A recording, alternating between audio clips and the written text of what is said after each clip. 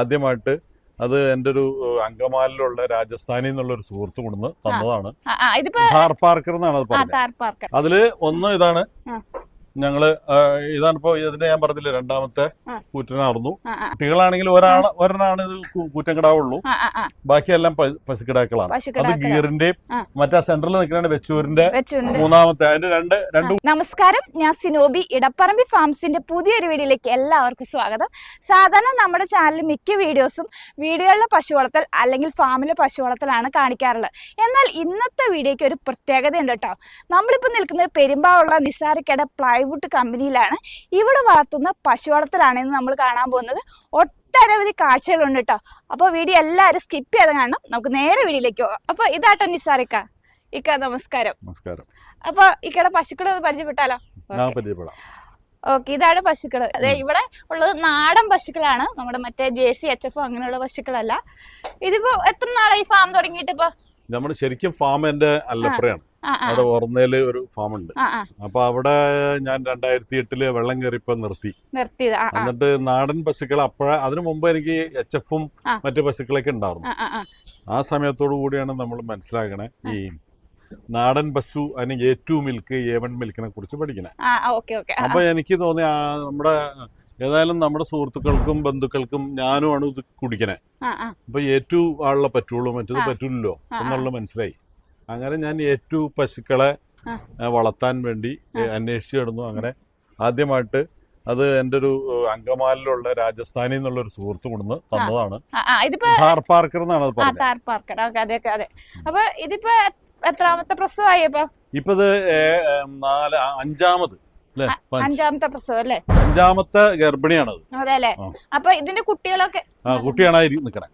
ഇത് red സിന്ധിയാണ്. Red Sindhi. Okay, ഇതും എത്രാമത്തെ പ്രസവമായിട്ടുണ്ട്? ഇതിപ്പോ അഞ്ചാമത്തെ, ഇതും അഞ്ചാമത്തെ ചനയാണ്. അതെ അതെ. അപ്പൊ ഈ ഒരു പശു അതിന്റെ ഫസ്റ്റ് മോളാണ് ഥാർ പാർക്കറിന്റെ. ഇതിന്റെ തലമുറകളാണ്. പിന്നെ അത് രണ്ടാമത്തെ മോനാണ്, അത് മൂന്നാമത്തെ മോളാണ്. ഇത് നാലാമത്തെ മകനാണ്. അപ്പൊ ഇരിക്കുന്നത് അഞ്ചാമത്തെ അകത്തുണ്ട്. ഇനി അപ്പുറ സൈഡിലോ? അപ്പുറ സൈഡിൽ ഇത് തന്നെ, ഇതാണ് അതിന്റെ മദർ. ഇതിന്റെ അതിന്റെ ഫസ്റ്റും സെക്കൻഡും ഞാൻ വിറ്റു എന്ന് വെച്ചാൽ അത് ബുള്ളായിരുന്നു. നമുക്ക് അങ്ങനെ ബുള്ള അധികം കിട്ടിയിട്ട് കാര്യമില്ലല്ലോ,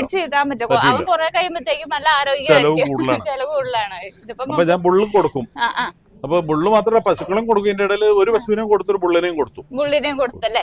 അപ്പൊ ഇതിന്റെ മൂന്നാമത്തെ ബുള്ളാണ് നിക്കണേ. ശരിക്കും ഈ ഒരു തൊഴുത്തിൽ എത്ര പശുക്കളുണ്ട്? 11 പശുവുണ്ട്. 11 പശുവുണ്ട്. 3 മറ്റേ കൂറ്റൻകിടാവുണ്ട്. അതില് ഒന്ന് ഇതാണ്, ഞങ്ങള് ഇതാണിപ്പോ ഇതിന്റെ ഞാൻ പറഞ്ഞില്ലേ രണ്ടാമത്തെ കൂറ്റനായിരുന്നു. അല്ല, ഫസ്റ്റ് ഇത് രണ്ടാമത്തെ കൂറ്റൻ, മൂന്നാമത്തെ റെഡ് സിന്ധിയുടെ സെമലിൽ കുത്തിവെച്ചാണ്. ഇത് മൂന്നും നാടൻ തന്നെയാണ്. ഇത് ഥാർ പാർക്കറാണ്, ആ വെള്ള ബുള്ള്. ഇത് ഗീർ ഫസ്റ്റ്. അതിപ്പോ നിലവില് 4 മാസം ചൊനയുണ്ടെന്നാണ് പറഞ്ഞത്. റെഡ് സിന്ധി ആണെങ്കിൽ അത് 3 മാസം ചൊനയിലാണ് കുത്തിവെച്ചാണ്. ഫസ്റ്റ് ആണത്. അത് ഫസ്റ്റ് പ്രാവശ്യം കുത്തിവെച്ചാണ്. ഇത് രണ്ടാമത്തെ പ്രാവശ്യമാണ്. അപ്പൊ ഇവിടെ തുടങ്ങിയിട്ട് എത്ര നാള് ഈ ഒരു കമ്പനിയില്? ഈ കമ്പനി 2018 ശേഷം. അപ്പൊ ഇത് നിങ്ങൾക്ക് പൊടിത്തവിട് എന്തൊക്കെ കൊടുക്കണേ? ഞാൻ തവിട്, അതിപ്പോ അരിത്തവിട് കൊടുക്കുന്നുണ്ട്, ചോളത്തവിട് കൊടുക്കുന്നുണ്ട്, പിന്നെ കടലക്കൊപ്ര, പിന്നെ എള്ളും പിണ്ണാക്ക് കൊടുക്കുന്നുണ്ട്, പിന്നെ സൈലേജ്. പ്രധാനമായിട്ട് സൈലേജ് ആണ്. നമ്മള് സൈലേജ് ബോക്സ് കണക്കിന് വാങ്ങിച്ചിട്ട് കൊടുക്കും. അത് സൈലേജ് ചിലപ്പോ ഗർഭിണിയായ ഒരു 8-ാം മാസം ആകുമ്പോ നമ്മൾ നിർത്തും. കാരണം വെച്ചാൽ അതിന്റെ പ്രസവത്തിന് അത് ബാധിക്കും. അത് കഴിഞ്ഞിട്ട് പിന്നെ കൊടുക്കും. പ്രസവിച്ചു കഴിഞ്ഞാൽ പിന്നെ സൈലേജ് തന്നെ കൊടുക്കും. കുറച്ച് തീറ്റയും കുറച്ച് മതി. സൈലേജ് ഇവിടെ കിട്ടും. അപ്പൊ ഈ പശുത്തൊഴുത്തിൽ ഇപ്പൊ എത്ര പശുക്കളുണ്ടായിരുന്നു? ഞാൻ തുടങ്ങാൻ നേരത്തെ 3 പശു ഉണ്ടായുള്ളൂ. അവിടെ നിന്ന് എനിക്ക് ഞാൻ പറഞ്ഞില്ല, അവിടെ ഫാം നടത്തി ഞാൻ കൊണ്ടുവന്നാണ്. അതിന്റെ നാടൻ പശുവിന് 3 ഉണ്ടായിരുന്നു. ഒന്ന് ഥാർ പാർക്കര്, 2 ഈ റെഡ് സിന്ധി, പിന്നെ ഒരു വെച്ചൂര് പശു ഉണ്ടായിരുന്നു. പിന്നെ അല്ലല്ല, ഈ ഒറ്റ തൊഴുത്തുണ്ടായുള്ളൂ ആദ്യം. പിന്നെ ഇത് ഇങ്ങനെ പ്രസവിച്ച് വലുതായി കഴിഞ്ഞപ്പോ ഞാൻ ഇവിടെ തന്നെ സൗകര്യം ഇല്ലാത്തതുകൊണ്ട് ഇങ്ങോട്ട് മാറ്റി. പിന്നെ ഇത് ഇവിടെ ഇത് ആവശ്യമാണെന്ന് പറഞ്ഞു. ഇപ്പൊ ഈ ഇത്തരം പശു ഇതില് ഈ ഒരു പശു മാത്രം തട്ടണ പശുവാണ്. അപ്പൊ ഈ കറന്നെടുക്കണമെന്നുണ്ടെങ്കിൽ ഇതിൽ വേണം. പിന്നെ ഡോക്ടറിന് എന്തെങ്കിലും പരിശോധിക്കാൻ വന്നെങ്കിലും ഈ വേലിക്കകത്ത് കെട്ടിയിട്ട് കഴിഞ്ഞാൽ അതിലത്ത് അവർക്ക് സുഖമായിട്ടൊന്ന് പരിശോധിക്കാം. അങ്ങനെ അതിനുവേണ്ടി സജ്ജീകരിക്കുകയാണ്. അപ്പൊ ഒറ്റയ്ക്കല്ല ഇത് ചെയ്തത്. അല്ലല്ല. പക്ഷെ ഇത് ചെറുതാണെങ്കിലും പരമാവധി പശുക്കളെ നിർത്തിയിട്ടുണ്ട്. അതെ, ഇവിടെ നമ്മുടെ ഈ സെക്ഷൻ കണ്ടില്ലല്ലോ. ഈ സെക്ഷനിൽ ഇതിപ്പോ കുട്ടികളാല്ലേ? ഇതെല്ലാം കുട്ടികളാണെങ്കിൽ ഒരെണ്ണാണ് ഇത് കൂറ്റൻകിടാവുള്ളൂ.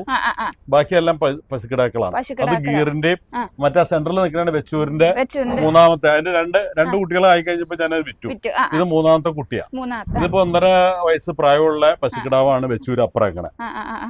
കൂടുതൽ കോഴീനെ വളർത്തുന്നുണ്ടെന്ന് തോന്നുന്നു. കരിങ്കോഴി വളർത്തുന്നുണ്ട്. എനിക്ക് ഈ പശു വളർത്തലില്ലേ, കോഴി വളർത്തൽ ലാഭമാണ്. കാരണം പശു തിന്നിട്ട് ഈ പശുവിനൊരു സ്വഭാവം ഉണ്ടോ, മുകളിലേക്ക് പൊക്കും കഴുത്ത്. അപ്പൊ അതിൽ നിന്ന് തന്നെ പകുതി തീറ്റ താഴ്ചാടും. അത് വേസ്റ്റ്. അപ്പൊ കോഴി വന്ന് അത് കൊത്തി തിന്നോ. അപ്പൊ നമുക്ക് കോഴിക്ക് എക്സ്ട്രാ നമുക്ക് വലിയ തീറ്റ ഒന്നും കൊടുക്കേണ്ടി വരില്ല. പശുവിന്റെ വേസ്റ്റ് തന്നെ തിന്ന് അത് അങ്ങോട്ട് പൊക്കോളൂ. അപ്പൊ നമ്മുടെ മുട്ടയുടെ ആവശ്യം അതുകൊണ്ട് നടക്കും. പിന്നെ ചാണകം ഇവിടെ ബയോഗ്യാസ് പ്ലാന്റ് ഉണ്ട്. ആ പ്ലാന്റിലേക്ക് നമ്മൾ ചാണകം മൂത്രമൊക്കെ ഒഴിക്കാറുണ്ട്. പിന്നെ ഇവിടെ ജീവാമൃതം ഉണ്ടാക്കുന്നുണ്ട്. ജീവാമൃതം ഇപ്പൊ നമ്മൾ ഇപ്പൊ പച്ചക്കറി കൃഷി കുറഞ്ഞേക്കാണ്. ഓരോ ഘട്ടങ്ങളിലും നമ്മള് വ്യത്യസ്തങ്ങളായ കൃഷികൾ ഇവിടെ ചെയ്യാറുണ്ട്.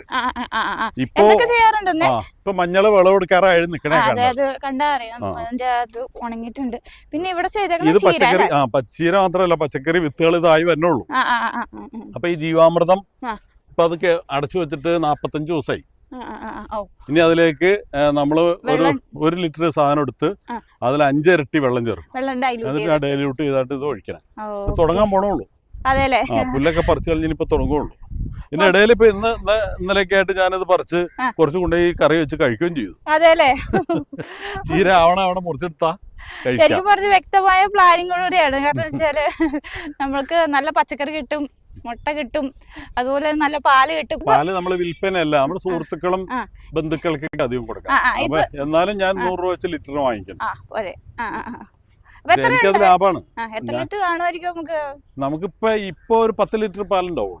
2 ആണ് കറവയുള്ളൂ. ബാക്കിയെല്ലാം കറവ നിക്ക ചൊനയിൽ നിൽക്കാൻ. എന്നാലും നമ്മുടെ ആവശ്യത്തിന് എപ്പോഴും ഇങ്ങനെ മാറി മാറി കിട്ടിക്കൊണ്ടിരിക്കും. ഈ പശുക്കളുടെ പ്രത്യേകത എന്ന് വെച്ചിട്ടുണ്ടെങ്കിൽ കൊല്ലത്തില് ഒരു 200 ചില്ലാൻ ദിവസവും പാല് കിട്ടും. വളരെ കുറഞ്ഞ സമയത്താ പാലില്ല കിട്ടാതിരിക്കുള്ളൂ. പിന്നെയുള്ള നാടൻ പശുവിനുള്ള പ്രത്യേകത വലിയ അസുഖങ്ങൾ വരില്ല. അതെ. അപ്പൊ ഇക്കയുടെ ഇത്രയും നാളത്തെ എക്സ്പീരിയൻസില് ഈ നാടൻ പശു വളർത്തൽ ഒരു ബിസിനസ് ആക്കി മാറ്റിയ സക്സസ്ഫുൾ ആവോ? തീർച്ചയായിട്ടും. അതെല്ലേ? നല്ല രീതിയിൽ നല്ല നാടൻ പശുക്കളെ, ഗീർ, ഈ പറഞ്ഞ റെഡ് സിന്ധി, സഹിവാൾ പോലുള്ള പശുക്കളെ നല്ല ഇനത്തിനെ കണ്ടെത്തി നല്ല ഒരു ഫാമായിട്ട് തുടങ്ങിയാൽ നല്ല സാധ്യതയുണ്ട് ഇവിടെ. ഒന്നാമത് ഇതിന് നല്ല സംരക്ഷണം, അതായത് നല്ല പ്രതിരോധ ശേഷി കൂടുതലാണ്. നമ്മുടെ ഇതിന്റെ പാല് കുടിച്ചാലും നമുക്ക് ക്വാളിറ്റി ഉള്ള മാതിരി തന്നെ ഈ പശുക്കൾക്കും പ്രതിരോധ ശേഷി കൂടുതലുണ്ട്. വലിയ കാര്യമായിട്ട് വലിയ അസുഖമൊന്നും വരാറില്ല. നമ്മളൊരു മെഡിസിനും കൊടുക്കാറില്ല. ഈ പറഞ്ഞ നാടൻ തീറ്റ കൊടുത്താൽ മതി. നല്ല ഈ പറഞ്ഞ തീറ്റ നല്ല പുല്ല് മേയാനും വിട്ട് കഴിഞ്ഞാൽ ഇതിന് അസുഖങ്ങൾ കുറയും. നമുക്ക് എത്ര എണ്ണം ഉണ്ടെങ്കിലും ഒരു നല്ലൊരു ബിസിനസ് ആക്കി മാറ്റാം. ഒരു 10 എണ്ണമെങ്കിലും ചുരുങ്ങിയത് വേണം. വേറെ എല്ലാം ഒരു 5 എണ്ണൊക്കെ അപ്പൊ നമുക്ക് കറവയില് നമുക്ക് കിട്ടും. പശുവിന് കറവ ഉള്ള പശു ഉണ്ടാവണല്ലോ, അല്ലെങ്കിൽ നമുക്ക് ചെലവ് കൂടുതൽ വരുമല്ലോ. അപ്പൊ എന്താ വെച്ചിട്ടുണ്ടെങ്കിൽ 5 എണ്ണമെങ്കിലും കറക്കുന്ന ഒരു ടൈം നമ്മൾ ഷെഡ്യൂൾ കണക്കൂട്ടിട്ട് വേണം നടത്താൻ. അതായത് റൊട്ടേറ്റ് ചെയ്ത് 5 എണ്ണം കറക്കണമെങ്കിൽ 5 എണ്ണം ചെനയിലായിരിക്കും. ആദ്യത്തെ ചൊനയിൽ തന്നെ നമ്മൾ അതിനെ ചവിട്ടിക്കുകയാണെങ്കിൽ നമ്മുടെ ഞാൻ ഈ നേരത്തെ പറഞ്ഞ മാതിരി തന്നെ നമുക്ക് വളരെ എല്ലാ സമയവും വർഷത്തില് മിക്കവാറും 3/4 ടൈമും പാല് കിട്ടിക്കൊണ്ടിരിക്കും. പാലിനാണെങ്കിൽ വിലയുണ്ട് അല്ലെ? പാലിന് നല്ല ഞാൻ പറഞ്ഞു 100 രൂപ വില ഉണ്ട്. എറണാകുളത്തൊക്കെ കൊണ്ടുപോയി കൊടുത്താണ് 200 രൂപ വിലക്ക് വരെ എടുക്കാൻ ആളുണ്ട്. അപ്പൊ എന്തായാലും സാധാരണ അപ്പൊ ഈ ഒരു 100 രൂപ എന്ന് പറയുമ്പോ കൂടുതലാന്ന് എല്ലാവരും പറയണത്. മാർക്കറ്റിംഗ് കണ്ടുപിടിക്കുന്നില്ല. മാർക്കറ്റിങ്ങിനെ നമുക്ക് ഒന്നാമത് നമ്മുടെ ഫാം ഇവിടെ വന്ന് കാണും, പശുക്കളെ കാണുകയും ചെയ്യുമ്പോൾ അറിയാവുന്നവർക്ക് മനസ്സിലാവും. പിന്നെ നമ്മുടെ പാൽ ഉപയോഗിക്കുമ്പോ ഒരു പ്രാവശ്യം ഫ്രീ ആണ് കൊടുത്തോ. 1 ലിറ്റർ 1/2 ലിറ്റർ പാൽ കൊണ്ട് ഫ്രീ കൊടുത്താൽ മതി. അവർക്ക് അത് ഉപയോഗിക്കുമ്പോ ആ പാലിന്റെ രുചിയും മറ്റു പാൽ ഉപയോഗിച്ചിട്ട് ഈ പാൽ ഉപയോഗിക്കുമ്പോൾ അറിയാൻ പറ്റും. അതിന്റെ തന്നെ നെയ്യ്, വീട്ടില് തന്നെ നെയ്യൊന്നും വേറെ വേണ്ട. നെയ്യും ഒക്കെ നല്ലോണം നെയ്യ് കിട്ടും. ഈ നെയ്യ് മാത്രം എടുത്ത് വിറ്റ് കഴിഞ്ഞാൽ 4000 രൂപ വില ഉണ്ടെന്ന് പറഞ്ഞു. ഏറ്റവും മിൽക്കിന്റെ നല്ല വിലയാണ്. ഇതിന് നമ്മളൊരു ഒരു വിശ്വാസ്യത നേടിയെടുക്കണം. ഈ പറഞ്ഞ മാതിരി എന്റെ ഫാമിൽ ഒറ്റ HFO മറ്റേ ഇനം പശുവോ ഇല്ല. ആകെ ഉള്ള ഞാൻ പറഞ്ഞ ഒരു വെച്ചൂര് പശുക്കിടാവുള്ളൂ. അതും ഈ പറഞ്ഞ ഏറ്റവും തന്നെയുള്ള ഏറ്റവും അല്ലാതെ ഏവന്റെ ഒരെണ്ണം പോലും ഞാൻ വളർത്താറില്ല. അപ്പൊ അവർക്കറിയാം ഞാൻ വളർത്തുന്നതും ഞാൻ ഉപയോഗിക്കുന്നതും ഒക്കെ ആയിട്ട് ഇപ്പൊ ഇത്ര കാലങ്ങളായിട്ട് 2018 മുതൽ ഞാൻ അവർക്ക് കൊടുത്തുകൊണ്ടിരിക്കുന്ന. അപ്പൊ ഏറ്റവും മിൽക്ക് ആയിരിക്കും എന്ന് അവർക്കറിയാം. ആ ഏറ്റവും മിൽക്ക് ഞാൻ എനിക്ക് കുടിക്കാൻ വേണ്ടി ഉണ്ടാക്കണേ. ബാക്കി വന്നുകൊണ്ടാണ് ഞാൻ അവർക്ക് കൊടുക്കണത്. അത് ഇതൊരു ശരിക്കും വ്യവസായ അടിസ്ഥാനത്തിൽ ഒരു സേവന അടിസ്ഥാനത്തിലാണ് ഞാൻ തുടങ്ങിയത് തന്നെ. ഇപ്പൊ അതിനകത്ത് 100 രൂപ അവർ വെച്ച് തന്നെയാണ്. ഇനി അവരുടെ ഞാൻ കൂടുതൽ ചോദിച്ചാൽ അവർ തരാൻ തയ്യാറാണ്. പാല് ഇതാണ് സാധനം എന്ന് നമ്മുടെ പശുക്കൾ ഇതാണെന്നും ഒക്കെ അവർക്ക് ബോധ്യമാവണം. ഉറക്കാണ് അവർ നമുക്ക് തരുള്ളൂ. നമ്മൾ കണ്ടീഷനായിട്ട് അത് കൊണ്ട് കറന്ന് അവിടെ കൊണ്ടേ കൊടുക്കണം. ഇതിവിടെ ചുറ്റുപാടുള്ള വീടുകളാണ്. അവർക്ക് കൊടുത്തു കഴിഞ്ഞാൽ വേറെ വീട്ടുകാരോ നമ്മുടെ ഇങ്ങോട്ട് പറയാൻ പോലെ സുഖമില്ലാത്ത ഈ ഡോക്ടർമാർ പറയും ഏറ്റവും മിൽക്ക് കുടിക്കാൻ പറയും. അങ്ങനെ ഇവിടെ വരുമ്പോൾ നമുക്ക് സ്പെഷ്യലായിട്ട് വേറെ ആർക്കെങ്കിലും നമ്മൾ ഇവിടെ വന്ന് മേടിക്കാൻ പറയും. അല്ലാണ്ട് കൊണ്ടേ കൊടുക്കൂല. നമ്മുടെ ഫാം കാണുമ്പോൾ തന്നെ മറ്റു പശുക്കളില്ലാന്ന് പറയുമ്പോൾ തന്നെ ഒന്നാമത്തെ വിശ്വാസമായി. രണ്ടാമത് നമ്മളെ പാല് ഉപയോഗിച്ച് അവർക്ക് ഘട്ടം ഘട്ടമായിട്ട് കിട്ടും. മനസ്സിലായി വരും. അപ്പൊ ഈ വിലപ്പെട്ട സമയം ഞങ്ങൾക്ക് വേണ്ടി ചെലവഴിച്ച് നന്ദി പറയുന്നു. ഇനിയും നല്ല രീതിയിൽ നാടൻ പശുക്കളെ വളർത്താൻ സാധിക്കട്ടെ. അപ്പൊ ഇത്രയും സമയം നമ്മൾ കണ്ടുകൊണ്ടിരുന്ന പെരുമ്പാവൂരുള്ള നിസാരിക്കയുടെ നാടൻ പശു വളർത്തലാണ്. അപ്പൊ വീഡിയോ ഇഷ്ടപ്പെട്ടവരൊന്ന് ലൈക്ക് ചെയ്യുക, അതുപോലെ ചാനൽ ഒന്ന് ഫോളോ ചെയ്യാൻ മറക്കരുത്. അപ്പൊ അടുത്തൊരു നല്ലൊരു വീഡിയോയുമായി ഞങ്ങൾ വരുന്നതാണ്. അതുവരെ നമസ്കാരം.